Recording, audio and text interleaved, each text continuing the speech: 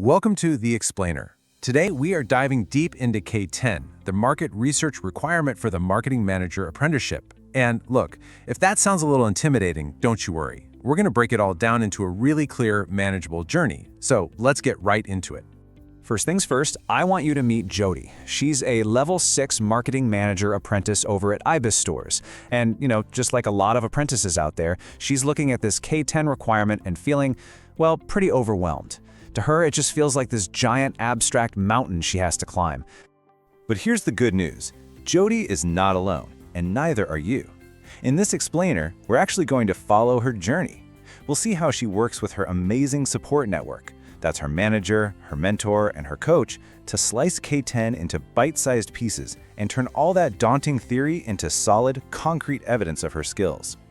Okay, so Jody's very first stop is a chat with her line manager, Riedel.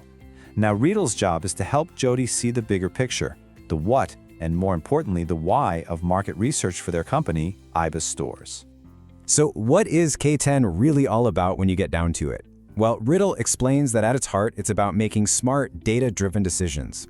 Think of it as the difference between guessing what your customers want and truly knowing what they want because you've gathered and understood the data. And I just love this analogy from Riedel. It's perfect. This isn't just about ticking a box for your apprenticeship, right?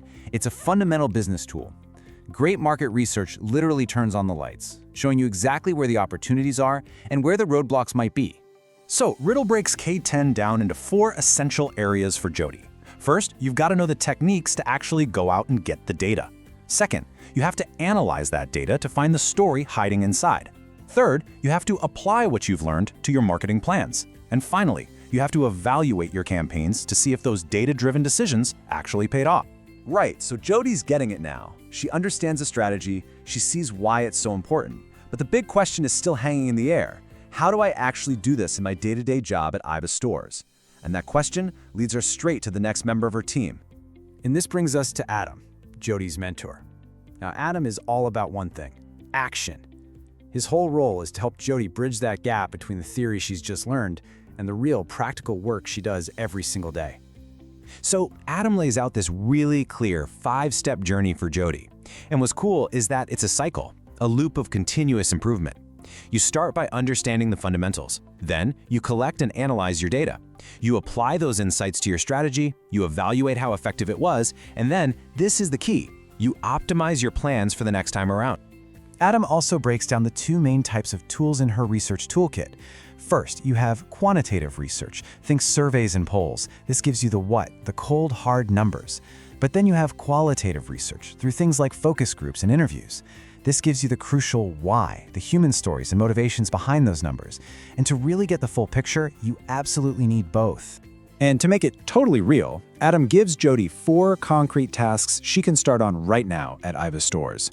And look, these aren't just make-work exercises. These are real, work-based activities that will build her skills and, crucially, start generating the exact kind of evidence she needs for her portfolio. So the most important point from Adam is this: you just cannot master K10 by reading about it in a textbook. You have to do it. You have to get your hands dirty with data. That's where the real learning and, honestly, the real fun happens. Okay, so doing the work is one thing, but now Jody has to prove she's done it and that she's good at it. This is where her coach, Olivia, steps in. Olivia's whole focus is helping Jody build a powerful portfolio that really tells her K10 story. Olivia explains something really important here. The APTEM portfolio? It isn't just a digital folder where you dump a bunch of documents. No, it's a curated story.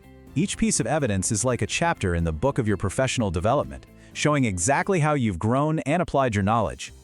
And to make it crystal clear, Olivia gives Jody a checklist. This is basically the shopping list of what assessors want to see on APTEM to prove you've mastered K10. Your research reports, any customer segmentation work, campaign evaluations with clear KPIs, and marketing plans that shout, "I made this decision based on data." And here is Olivia's golden nugget of advice. It is not enough to just upload a final report. You have to show the journey. An assessor needs to see that golden thread, the one that connects your initial research to the brilliant insight you uncovered and then to the specific action you took because of it. All right, all of this incredible work is building towards the final hurdle, the endpoint assessment, or the EPA. This is where Jody will sit down for a professional discussion and talk confidently about all the amazing work she's documented in her portfolio. So Olivia helps Jody get ready by running through some mock questions. And this is a classic. You are almost guaranteed to face a question just like this. It's a direct test of your ability to apply K10 in the real world. Olivia advises Jody to structure her answer using the simple but incredibly powerful SAR model. Situation, action, result. It's so effective. First, you set the scene. What was the business challenge? Then, describe the specific action you took. And finally, you explain the result, the impact your action had on the business. It's clear, logical, and really impressive.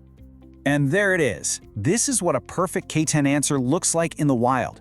I mean, just notice how specific she is. She quantifies everything, 500 customers, 78%, and she draws a perfectly straight line from that killer insight to a measurable business outcome, a 15% sales uplift. That is a fantastic answer.